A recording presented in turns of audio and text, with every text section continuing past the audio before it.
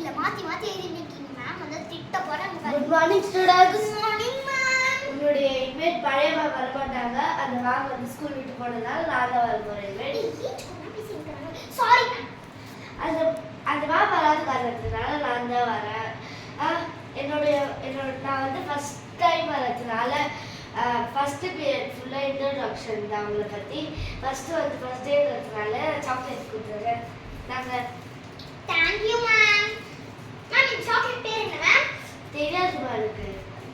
நானே படிச்சு சொல்றேன் மேம்.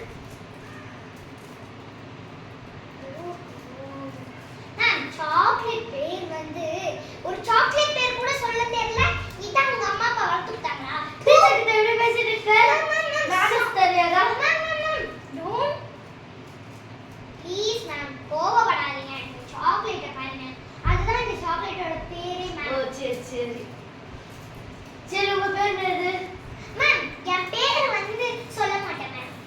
சொல்ல மாட்டியா? டீச்சர் கிட்ட சொல்ல மாட்டேன். எனக்கு எங்க அம்மா அப்பா வச்ச பேரே சொல்ல மாட்டேன்.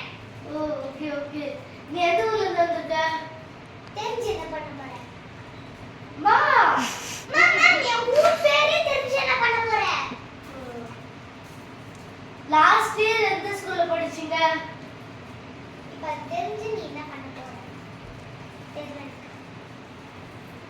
டீச்சர் கிட்ட தான் பேச ரெஸ்பெக்ட் தெரியாதா? மேம் என் பழைய ஸ்கூல் பேரே தெரிஞ்சு என்ன பண்ண போற? எனக்கு தெரியல நீ என்ன பண்ண போறேன்னு. தெரியல. சரி இந்த காலேஜ் பேர் என்னது? ஏதாச்சும் பேசினா வாய வச்சிருவேன். மா என்னமா பேசுற?